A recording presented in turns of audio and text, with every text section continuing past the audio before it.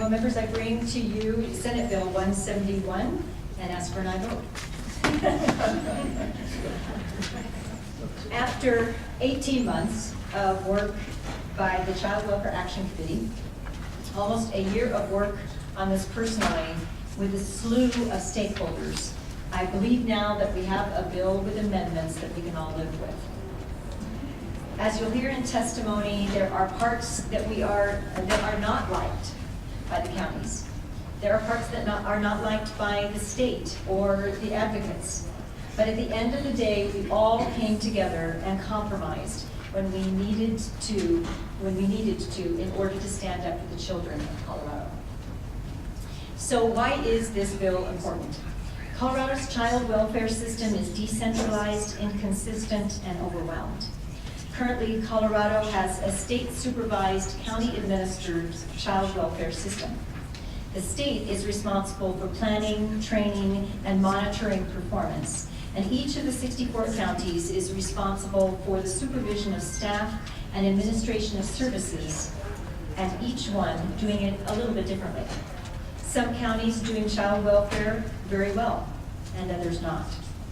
Over the years, the system has been most often underfunded and sometimes even ignored.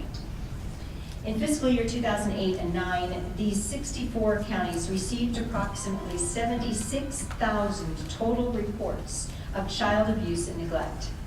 And on average, 59% of these required full review by the respective county.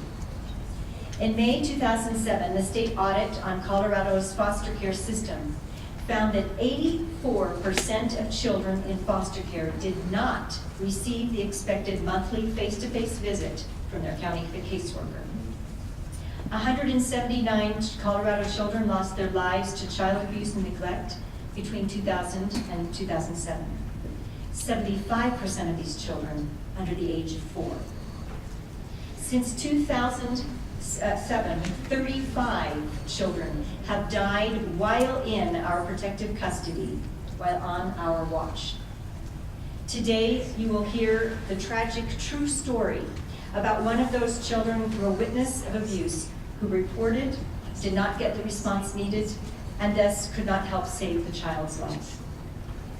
In April 2008, Governor Bill Ritter, through executive order, established the Child Welfare Action Committee to study the current structure of Colorado's child welfare system, examine training and supervision, and to make recommendations for improvement.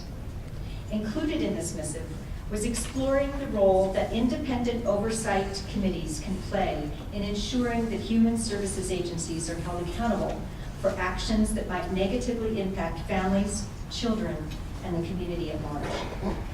In 2009, the Federal Department of Health and Human Services, Administration for Children and Families, issued a review of Colorado's child welfare system. It found that Colorado's current system does not comply with federal regulations on child safety and well-being, including the standards of care for monitoring child abuse in foster care, timeliness of investigations, services to the family to protect children in the home, and to prevent removal and child placement stability. And there are fiscal implications too. Our failure to serve at-risk kids costs Colorado $3 billion a year. Although Colorado ranks 9th in wealth in the United States, our per capita spending for children ranks 22nd, and we are the fastest growing in child poverty, often a factor in abuse and neglect. So in September 2009, Child Welfare Action Committee presented its second interim report to Governor Ritter. Included in its recommendations was the creation of an independent ombudsman to address the concerns in the federal audit. It is recommendation number 15 and was approved by the governor, and a copy was in that package that I gave you last week. So what is an ombudsman? Most people have asked me how to pronounce it.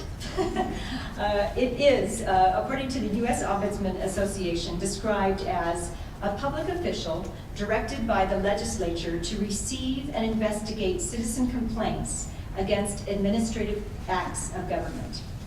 The role of this independent entity would include receiving and evaluating complaints, making recommendations from those complaints, and recommendations for systemic solutions and statewide policies.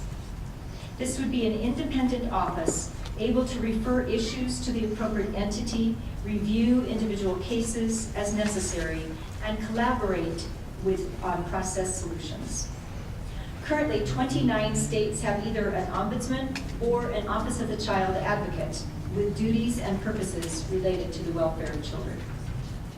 The goal of the Office of Child Protection Ombudsman is to provide consistent statewide processes for the review and resolution of complaints relating to the child welfare system, and to allow families, concerned citizens, mandated reporters, employees of state and county departments of human or social services, and other professionals who work with children and families to voice their concerns without fear of reprisal about the response by the child protection system to children experiencing or at risk of experiencing child maltreatment.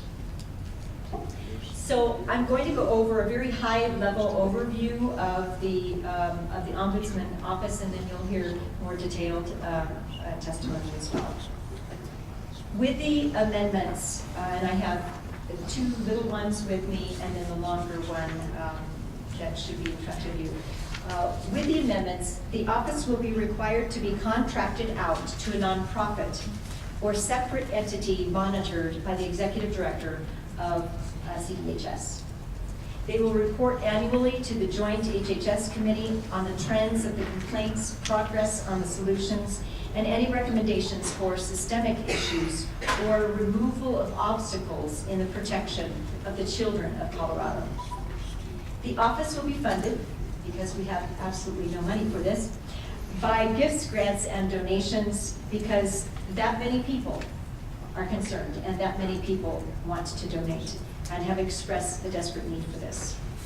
The grievance policy process within the agencies should be exhausted by the time it gets to the ombudsman, or the ombudsman could direct those parties to the affecting entities. There will be no monies that will be used from this office for direct services. So no monies will be taken away from direct services.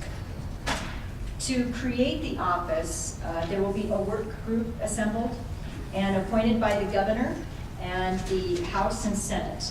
And the details of that you will hear in one of the amendments that today, which is the short one, is agreed upon by both the president of the Senate and the minority leader in the Senate. We agreed that we would have the one from the Senate appointed by the president of the Senate, and then one from the House appointed by the minority leader in the House.